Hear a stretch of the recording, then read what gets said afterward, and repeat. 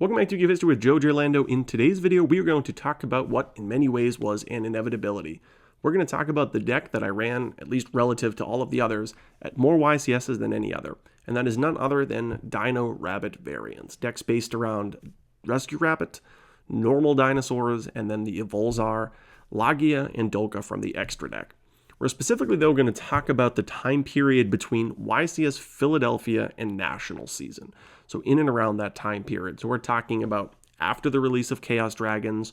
We're going to be talking about after the rise of cards like Safe Zone and Messenger of Peace out of the side deck for Inzektor as one of the top decks, at a time period where a lot of people were replicating or copying or making their own versions of Macro Rabbit, a time period where priority had just been lost, which is a huge element of context in order to understand why some of the choices were made with this deck. What I mean by that is, at the beginning of this format, when you summoned Rabbit, you had turn player priority to use its effect and banish it, and summon 2 dinosaurs from your deck before your opponent could use Effect Veiler. That changed at YCS Chicago prior to the national season. YCS Chicago was the first YCS with the removal of turn player priority. So whether it was Lone Fire Blossom or Rescue Rabbit or any of those type of effects, no longer could you summon and dodge Torrential Tribute, summon Rescue Rabbit, and dodge Effect Veiler. So right before YCS Philadelphia and the national season, we had this huge rule change that really caused a lot of players to reflect on deck building, incorporate more cards like Effect Veiler into their deck, maybe even perhaps run cards like Torrential Tribute. Cards like Fiendish Chain got a little bit better as well. So we had some really massive changes in and around the time period of this deck profile. So in order to understand the true context here, this deck profile is essentially a carbon copy of what I ran at YCS Philadelphia that I lost within the top 4, but a pretty close representation of what I would then run at Nationals, which was a pretty standard and typical Mac Rabbit deck. When we think of Mac Rabbit during that time period, a lot of players took sort of the frame of the deck that I'm about to profile, tweaking a couple cards here or there. And again, in order to truly understand the context, it's really important to understand that turn player priority had just gone away. All right, so as I alluded to, we're talking about the summer of 2012, so we are going to profile this deck with full 3 Rescue Rabbits. Rescue Rabbit was semi-limited to 2 at the end of this format, but again, we're going to be talking about the summer of 2012, so we're going to have both 3 Rescue Rabbits and 3 Tour Guides. That was standard across the board in all variants of this deck. Obviously, we have to run the 6 normal monsters, the 3 Sabersaurs, and the 3 Cabazals were the strongest attack power dinosaurs that were level 4 at the time. So we're going to run the full 6 copies. You couldn't really vary at that. Next, we're going to start to get into a little bit of the debatable ones. So we'll do a Sangan first, just because that's sort of the standard. Virtually every Dino Rabbit deck included the cards up here, these 13. From that point, there was a little bit of variation. For me, the most important non-standard card, it was popular, but it wasn't mandatory, was Dirac Guaiba. I was a huge advocate of Dirac Guaiba during this format for quite a few different reasons. The first reason was that 2 of the common matchups at the time, Windups and Inzektors, included a bunch of monsters that Dirac Guaiba could naturally attack over. If you were able to get off Dirac Guaiba's effect, you were then able to essentially turn this card into a 1-card Lagia or Dolka. A lot of the games outside of Rabbit and Tour Guide are quite a bit grindier than some of the other decks in the format. You know, during this format, you could play something like Windups or Inzektors, which were very combo-centric. Well, when Dino Rabbit wasn't opening some of its power cards, it was an incredibly grind-centric deck, and Dirac Guaiba was a really great way of going into Lagia or Dolka to incrementally gain advantage, because of course you're attacking over a monster. You don't typically have to waste a Book of Moon or a Lance. The Lagia or Dolka is going to necessitate your opponent using several resources to get around, so Dirac Guaiba was a really important card. In addition to that, a lot of the games you play, you end up opening combinations of Guaiba and Sabersaurs or Guaiba and Cabazals without access to Rabbit. And when you open those hands, you can in many ways set up sort of a 2-turn sequence where you summon a dinosaur, protect it, normal summon one on the second turn, and go into Lagia or Dolka the old-fashioned way, just using up 2 normal summons on consecutive turns. The card that a lot of people sort of debated was whether or not you should run copies of Dirac Guaiba or perhaps run copies of Thunder King Ryo. The very first time I ever ran this deck at a YCS was YCS Atlanta in 2012, and I top 32 with both of these cards in my deck, but it came pretty evident pretty quickly that Dirac Guaiba was just strictly better. Virtually every time I had Thunder King, I wished it was Guaiba. Thunder King did a decent job slowing down things like Wind Up Factory, or to a certain extent opening with it turn 1 could stop your opponent from summoning their own Exceed monster, like for example if they opened Rabbit. But by and large, those circumstances weren't that common, because at the end of the day, when you look at this deck, and I'm going to continue with some of the monsters in a moment, virtually every monster in this deck is a normal summoned monster. And when you add cards like Thunder King to decks like that are already overwhelmingly centered on normal summons, you end up having these hands where you have Sabersaurus, Cabazals, and Thunder King Ryo, and those hands don't really do anything. So I was a real big advocate of Guaiba because I think it won a lot of the games where your hand wasn't already super over the top with Rabbit. So from that point on, the next card is also a little bit debatable. I didn't always run this, but at the YCS in Philadelphia, where I lost in the top 4, I did, and then the consecutive event Nationals, I did in fact run Grand Mole. I was a pretty big advocate of Grand Mole by the middle portion of this format for a couple different reasons. First of all, it in and of itself is a must answer when your opponent has Lagia or Dolka on the field, particularly Lagia, not as much Dolka rather, but more Lagia. If your opponent has Lagia on the board, it could theoretically eat up a Solemn Warning, it could theoretically eat up the Lagia negation, because if they don't have a Dimensional Prison or a Book of Moon or some type of response, it can in fact get around Lagia. So it was a must answer, and in those types of games could sort of incrementally weed away some of their resources. So I thought that was really useful. In addition, at the time, one of the most popular decks was Inzektors, which I mentioned earlier. Well, the Inzektor deck by this portion of the format ran safe zones, typically several copies. Billy Brake had just topped YCS YCS Chicago main decking copies of Safe Zone. What Safe Zone essentially did was when you activated it, you would target an Inzektor monster. And now that Inzektor monster cannot be destroyed by battle, what that essentially would do is it would keep something like an Inzektor Centipede on the field to incrementally build up card advantage. Well, if you didn't have access to MST or Heavy Storm to destroy the Safe Zone, it was incredibly difficult for this deck to get around. And essentially within 1 or 2 turns, you would lose the game. You wouldn't be able to set cards because Inzektor Hornet would destroy them. You really wouldn't be able to progress your game state because you'd be unable to attack over with your Guaiba. And even if you could drop Lagia or Dolka, you wouldn't be able to attack through the safe zone. What Neo-Spacian Grand Mole did is it gave you an out where you could attack into the Inzektor that had the safe zone and still bounce to hand, and the safe zone would die and their monster would go to hand. So it was a normal summon requiring you to not only get the summon through but the attack through, but nevertheless allowing you to get around the safe zone, which again at this point of the format was really, really popular. In addition to that, from the side deck with Inzektors, Messenger of Peace had gotten really popular, and as a result, Grand Mole was a pretty decent way, at least to stall out against Messenger of Peace. It had obviously lower than 1500 attack. So there were quite a few reasons why at this point I was a pretty big fan of Grand Mole, even though at the early stages of the format I didn't use it. For me, at the end of the day, I think this was the most ideal trap lineup, at least in the macro version. As you can see, there are no effect failures and no max Cs. In this variation of the deck, I think that was just the necessity. I wouldn't be running any hand traps in a deck with Macro Cosmos, so as a result, I think this pretty streamlined monster lineup is the best way to go. You have the necessities with Rabbit and Tour Guide, the necessities with the normal monsters, obviously the Sanguine to go along with the Tour Guide. I think Guaiba was by far the best option in terms of additional normal summons, and then at this point in the format, I think Neo-Spacian Grand Mole was pretty effective. For the spell lineup, I ran 3 Mystical Space Typhoons really for the entirety of the format. This was an interesting option because obviously it in and of itself can help push through your own normal summons, whether that's of Guaiba or Rabbit, so it had that utility. Heavy Storm was legal at this time. I think I should really even put that down now. So it wasn't like people were setting 4 back rows because Heavy Storm was banned. A lot of times players would have 2 or 3 trap cards and they'd elect to only set 1 to play around Heavy, so your MST could really push through and allow you to get those Guaiba attacks through, so it was really good in that sense.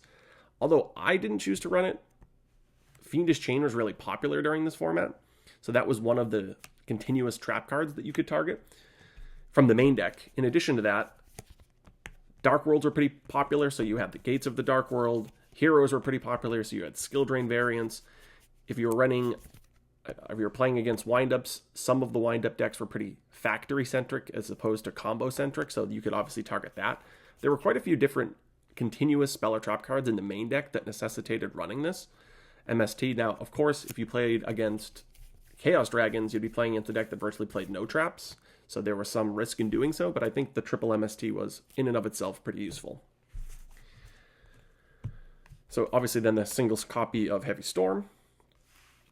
From there, we have 3 copies of Forbidden Lance. So this was pretty standard in at least 2 copies, though I was a pretty big advocate of 3 copies in the variation of this deck that I ran. What this card essentially allowed you to do is it allowed you to alternate which Exceed monster you would go into, depending on whether or not you had different types of spell and traps to support it. So Dolka, in and of itself's major weakness, at least from the main deck, was Dark Hole and then trap removal like Torrential or Dimensional Prison or Mirror Force, etc.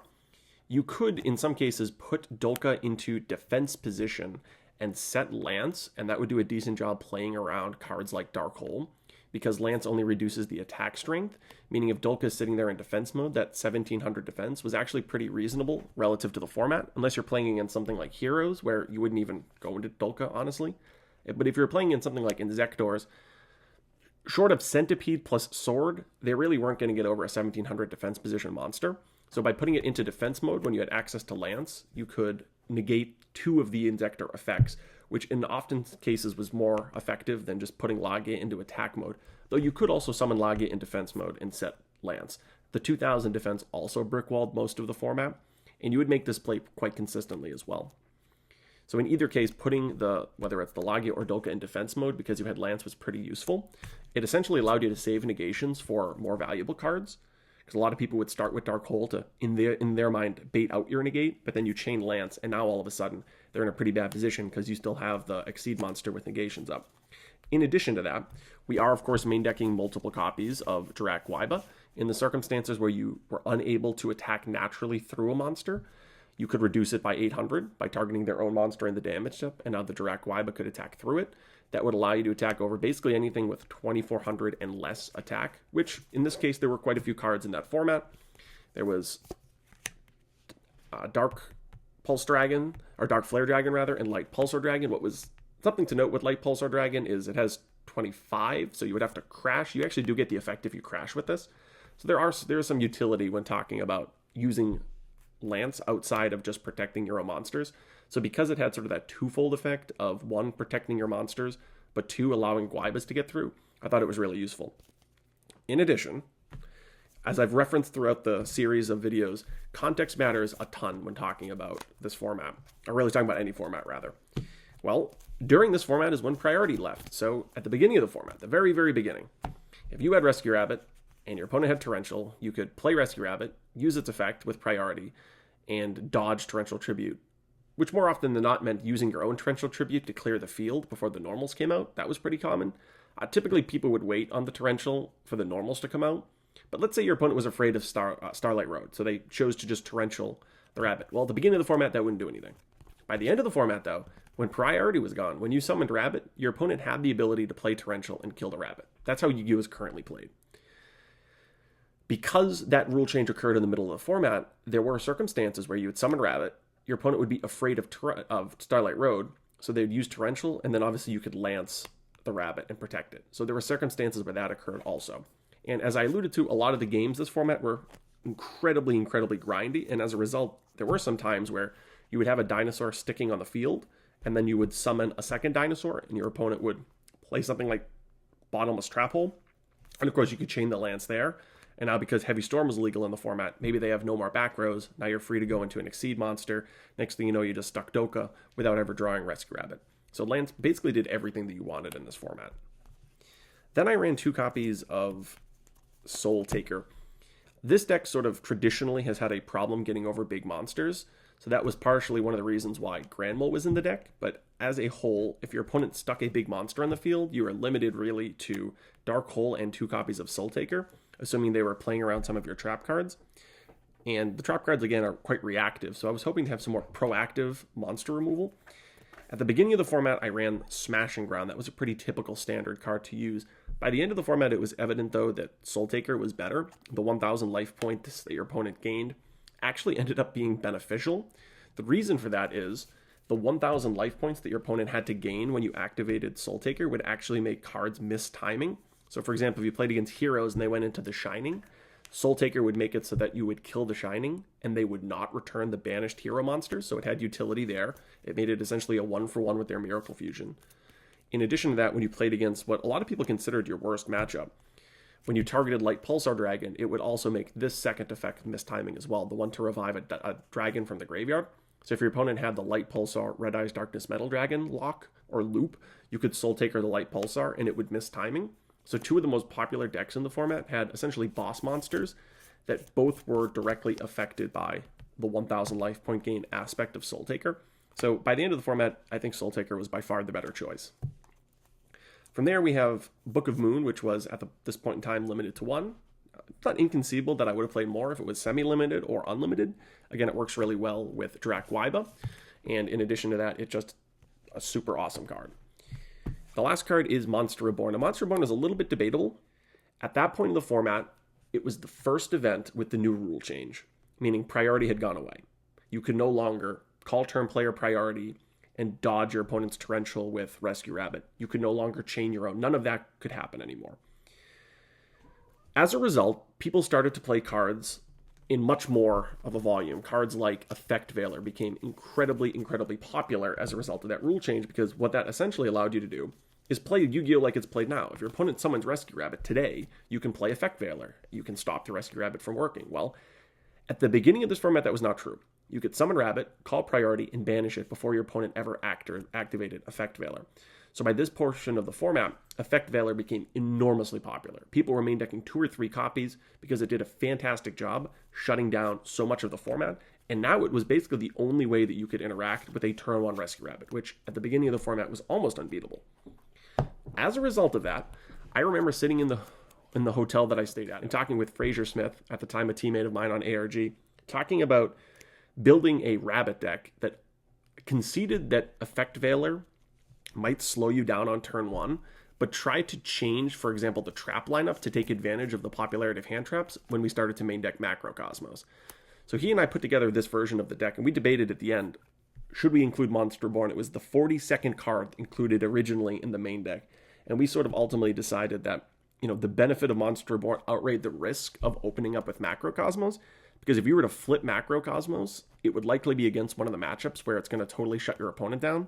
And if you're sitting there shutting your opponent down, like for example your Inzektor opponent, who now no longer can use the graveyard, well, who cares if you have Monster Reborn dead in your hand? You're going to win that game anyway.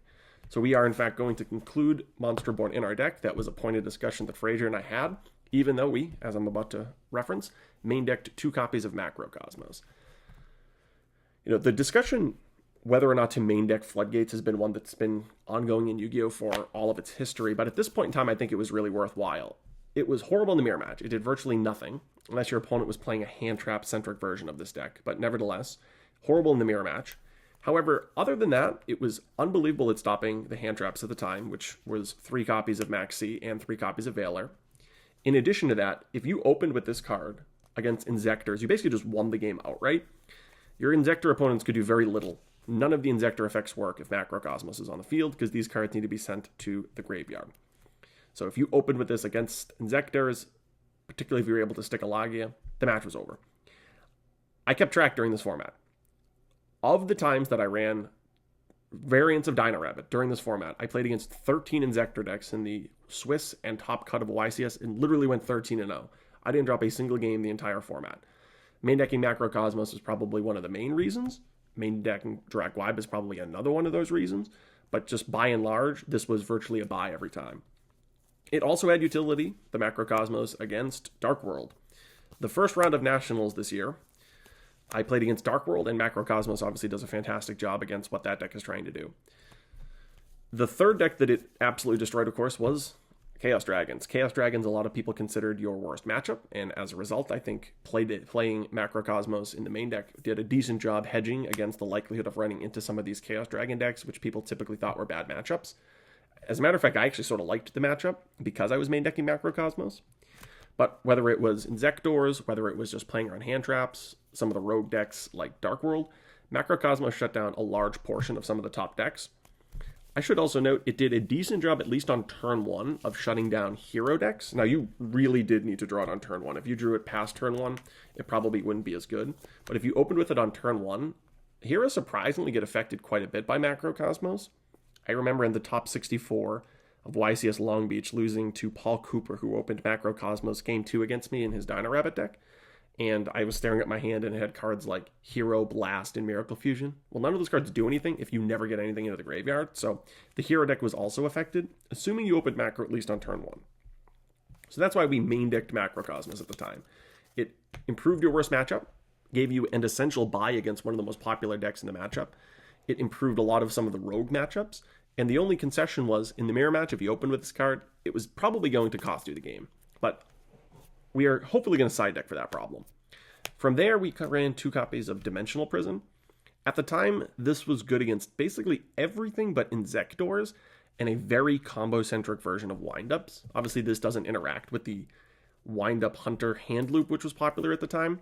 But if you're playing one of the grindy decks that has the Thunder Kings in it and some of the other choices, it does a decent job against that variant. So we did, in fact, run the 2 copies of Dimensional Prison. Pretty good in the mirror match. Obviously very good against Chaos Dragons, really good against Heroes if you use it properly. So 2 copies of Dimensional Prison, 2 copies of Solemn Warning. It was semi-limited to 2. I probably would have played 3 if it was unlimited, but of course at the time it wasn't. It did basically everything you ever wanted, in addition to stopping your opponent's Starlight Road. So incredible card. 2 copies of Torrential Tribute. This was surprisingly debatable at the time. A lot of people didn't like Torrential Tribute because logically they thought, if I have Lagia on the field, why do I want Torrential as my trap?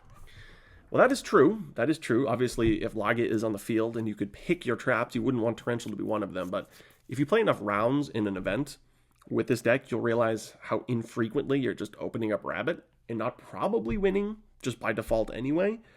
As a result, I'd rather hedge for the grind matchups, which is why I played 2 copies of Torrential. This card did everything that you ever wanted in the grind matchups, as it has really for all of Yu-Gi-Oh's history. All of the cards in this deck that people actually still currently play, at least as of the recording of this video, Torrential is sometimes one of them. Then the 2 copies of Bottomless Trap Hole. This card did a really good job stopping Rescue Rabbit, because you could obviously use it on the 2 normal monsters that came out, of course, risking the possibility of Starlight Road. It did an unbelievable job against Chaos Dragons. It destroyed basically everything short of Raikou. It had a little bit of an issue against Inzektors because Dragonfly had 1,000 attack, and if your opponent summoned Dragonfly and Bottomless was your trap card, you'd be obviously quite upset. But it did really well against stopping, obviously, Centipede, so it had at least some utility there. And the last 2 traps are Starlight Road and Solemn Judgment. Basically 2 cards that allow you to overextend. This deck, you really did want to overextend quite a bit. This deck functioned the best when you could set all of your traps and feel somewhat safe, whether that was through Lagia or through Road/Solemn Judgment. So both of these ended up being really important. They both also helped you push through your Rabbit summons. Starlight Road obviously stopped Torrential, stopped Bottomless, and then Solemn Judgment stopped just about everything else. So these 2 cards I think were really important. I activated Starlight Road a lot this format. Some people during the time period felt like the card was always dead for them. I was sort of in the total opposite. I felt the card was always live. So I'm going to now sort of display some of the top decks, because then I want to talk a little bit about side decking and where some of the card choices came from and what the logic was behind some of the side deck choices. This might sound weird because this format is almost 10 years old, but even to this day, I've reflected on some of the decisions that I made in terms of side decking, because I obviously, as I mentioned before, didn't have a lot of trouble with Inzektors. I lost a couple times against windups this format, but I think my record was probably, in the positive versus windups. And versus most of the rest of the format, like Dark World, for example, I never lost to, at least with this deck. I obviously lost to it with Heroes, but in terms of this format, these are in many ways the top decks. You worried about obviously the mirror match, windups, Inzektors were probably the big 3 with Chaos Dragons as the 4th. Heroes were pretty popular as a top rogue deck, and same thing with Dark World. There were a few other decks, Heretics here or there. There was definitely a couple other decks, but I would say going into an event, these were the top 6 decks that you had to worry about. And the side deck that I typically made reflected that. So in the side deck, I basically always played a copy of Gores. Gores did a really good job against Heroes because the big attack power got over all their normal summons, so they really needed to have Miracle Fusion or something like Gemini Spark, and at that point I still feel like I'm getting ahead. Did really well against the other top deck with big monsters, the Light Pulsar Dragon and the Dark Flare Dragon and all the other boss monsters and Chaos Dragon, so it did good there. I thought it did a decent job in the mirror match because your opponent had to respect it, and if they went into Lagia without considering the possibility of Gores, you could blow them out. Other than that, it didn't really do great against the other matchups. Horrible against Inzektors, they'll just pop it.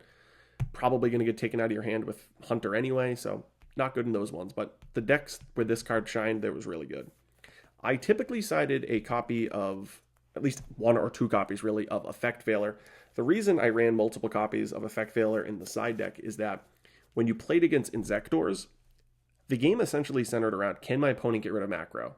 If yes, you might lose because your opponent can OTK you because they've typically had a long time to accumulate resources. If no, you're going to win. So to me, at that point, I need a hedge against the assumption that my opponent siding in Dust Tornadoes and having MSTs could eventually get rid of macro. Well, a couple times I would play in that matchup. They would get rid of my macro, and I'd blow them out because I'd use Effect Veiler on their one push. And that deck typically didn't have a ton of extenders that were kept in for games 2 and 3. What I mean by that is, the deck had extenders like Call of the Haunted, but a lot of Inzektor players sided those out in favor of something like Safe Zone, because from their perspective, you obviously don't want Call of the Haunted sitting there looking at a Macrocosmos from turn 1. So they were taking out their, obviously the cards affected by macro, making it so that Effect Veiler was insane in that matchup. I didn't always, but typically you could side Maxi. Maxi obviously did a good job against windups. It stopped against the combo. Really combo-centric versions of Inzektors too. I, from time to time, did in fact side Kinetic Soldier, specifically to counter the hero deck. Eventually, I sided Gores instead, where I would sort of alternate between, do I want to play Kinetic for one matchup, or do I want to play Gores, which is also good in that matchup. So by the end of the format, I no longer sided Kinetic, but I should note that I did in fact use it. I basically always sided Snowman Eaters, at least a quantity of Snowman Eaters. It was insane against heroes because the 1900 defense was incredibly difficult to get around. Trust me, from somebody who played this deck a bunch of times, it was really tough to get around that attack. Did really well against Dino Rabbit too. Obviously, all of the normal summons have less than 1900 attack, whether it's Guaiba, Thunder King, if the player is choosing to run it, the normal monsters. They essentially needed Lagia specific or Dolka specifically to deal with this, which made it so that Snowman was insane. So particularly just for these two matchups, it was really good. Sometimes you would side copies of Thunder King. I did side copies of Thunder King. In retrospect, I probably wouldn't have sided copies of Thunder King, but Thunder King is really good against heroes. It slows down Rhoda, Stratos, cards of that manner, so it did have utility. I just personally never loved Thunder King probably as much as other people, but I did in fact side it from time to time. Another card that's actually worth talking about is Spirit Reaper. At times I sided it, at times I main decked it. It had some utility after Chaos Dragons got really popular, which happened sort of in the early phase of the format after YCS Dallas, because the giant boss monsters sometimes had a difficult time dealing with Reaper. Not always, they had Sorcerer and BLS, but from time to time you could wall up against them a little bit. So I did like Spirit Reaper for that. It also did an okay job in the mirror match. If your opponent didn't have Soul Taker or if they were running Fiendish Chain, it did a decent job. The problem with Reaper by the point of Nationals was that in the mirror match, you could Photon Papilloperative the monster into attack position and then just destroy it if it was face down, or if it was already face up, you would just target it with this effect and it would die. So by the end of the format, there was an inherent side deck way of dealing with it. So by the end of the format, I no longer main decked it. From that point, the next card that's kind of interesting is Giorlando. This was a mistake. In retrospect, I probably should have found something better, but at the early stages of the format, and this lasted a little bit, I would side Giorlando in the mirror match. This was essentially a Spirit Reaper that would not die to cards like Lance, or in some cases Photon Papilloperative, but particularly Lance, meaning it is not destroyed by battle. It only dies when you take damage. Well, if it's in defense mode, your opponent can't do any damage to it. The problem is, I found myself siding this, setting it when my opponent had Lagia, and still eventually losing. So in retrospect, I should have found something better.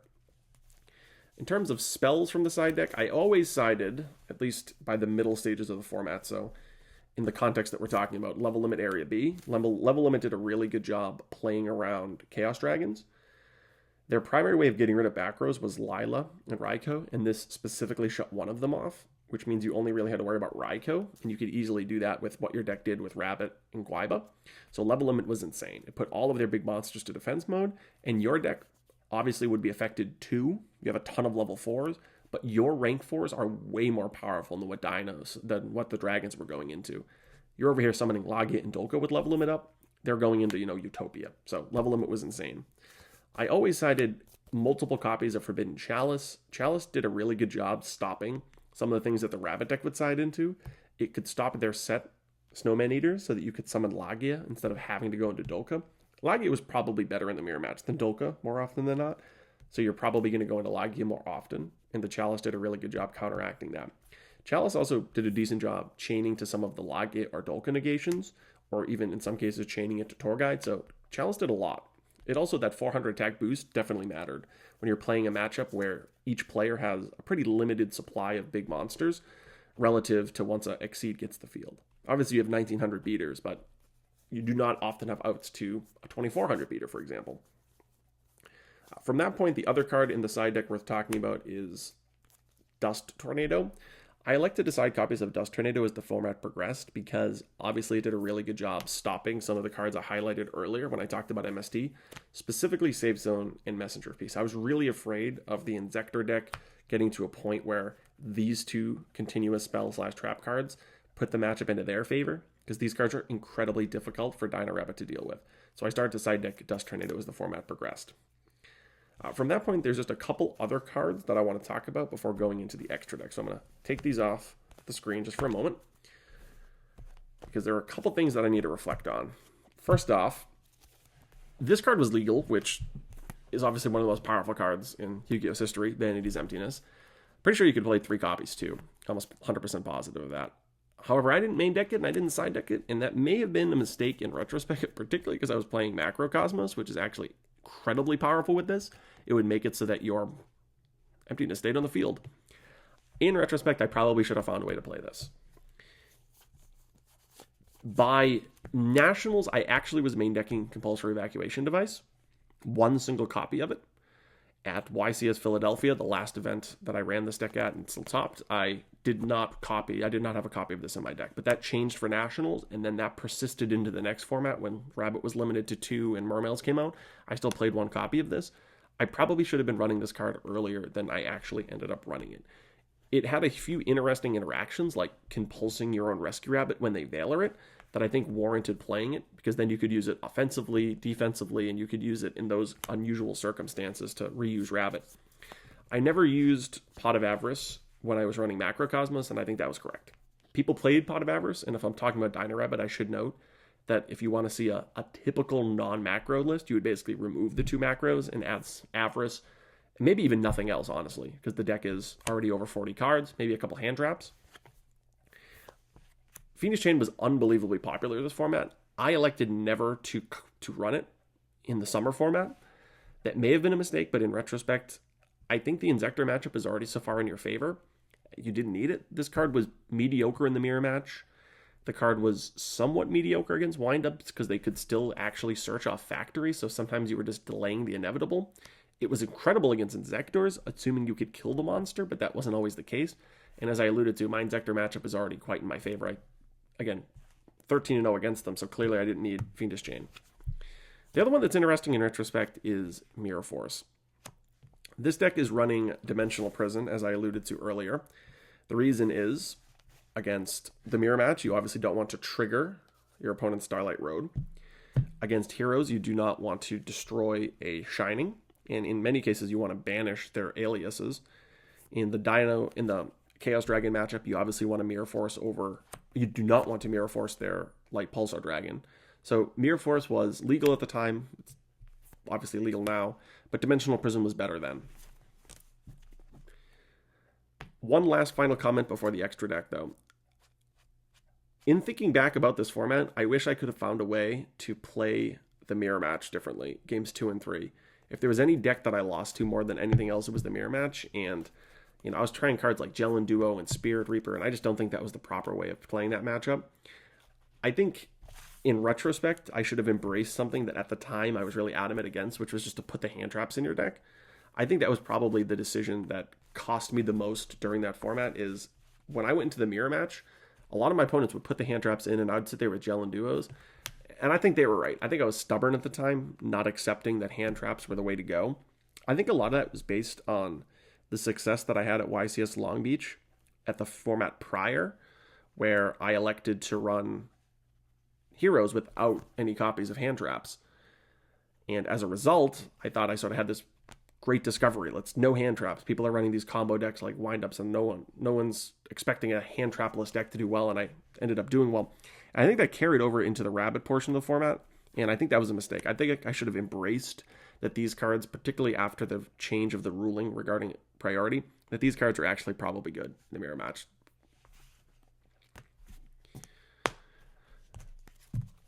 In terms of the extra deck, this extra deck was actually really standard. You didn't have a lot of variety between extra decks regarding some of the choices.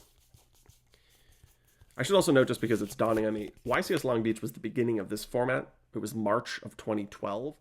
I elected to run 2 copies of each of Volzar, Dolka, and Lagia. You could see some people run 3 copies of Lagia, but by the end of the format, there were some rank 4s that were released that I think took those spots. I only personally have 1 copy of Leviair, but I ended up running 2 for the entirety of the format because this deck mained Macrocosmos and sided the 3rd, if I haven't mentioned that. Leviair in and of itself ended up coming up a lot, so I ended up running 2 copies. Leviathan was probably the best rank 3 in order to just put a big monster on the field, assuming you're not trying to go for game, in which case you have Acid Golem. Some of the controlling rank 3s, you obviously had Zen mains at the time. Tempo was awesome at the time. This card was so awesome. It did a great job stopping your opponent's Zen mains. Unbelievable job against Acid Golem and other things. So this card was awesome. Utopia was just sort of the biggest, most effective rank 4 if you just wanted to get over a big monster and stick something that had at least some effect, assuming that the Lagia or Dolka couldn't work. You ended up in the mirror match attacking of a Lagia with this quite frequently. Then Maestro. This was released in the middle of the format. Same thing with Tempo. Maestro, an awesome card.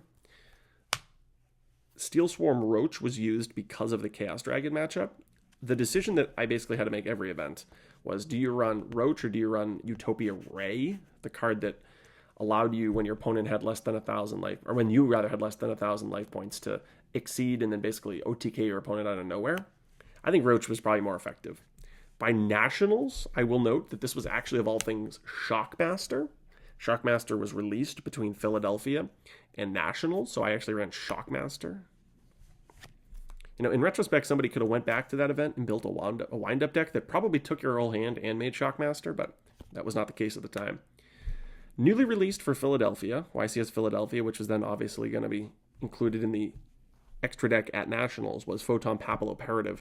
This card did basically everything that you wanted. It gave you a inherent out to Spirit Reaper. It also did an amazing interaction with Messenger of Peace. I will never forget this interaction. I will never forget doing this in a YCS. My opponent had Messenger of Peace on the field. I had access to, at the time, Neo-Spacian Grand Mole, and basically my whole extra deck. I was playing an Inzektor matchup, where I remember having Leviair on the field, I had Lagia with negations, I had Dolka, I had everything you'd want. The problem is my opponent had Messenger of Peace on the field. So I'm sitting here with this giant board, but my opponent has Messenger of Peace. So, you know, what are you going to do? Well, at the time, I summoned Neo-Spacian Grand Mole, and I had Photon Papilloperative on the field. So what I did is I used Papilloperative on my own Leviair. I put it in defense mode, I used the effect, and I put it into attack mode, and it dropped the attack from 1,800 to 1,000. Now, that was lower than the threshold of Messenger of Peace. So I basically sat there with Lagia and Dolka out in defense mode, maintaining all the negations. I would attack the Grand Mole into the set, I'm assuming Inzektor, that he set every turn. But then I was able to attack directly with my Leviair because it had 1,000 attack permanently. This drop is a permanent drop. So there's this really weird interaction where you can actually play around Messenger of Peace because this card was released. So not only did it get around Spirit Reaper, it also, in some really unusual circumstances, got around Messenger of Peace.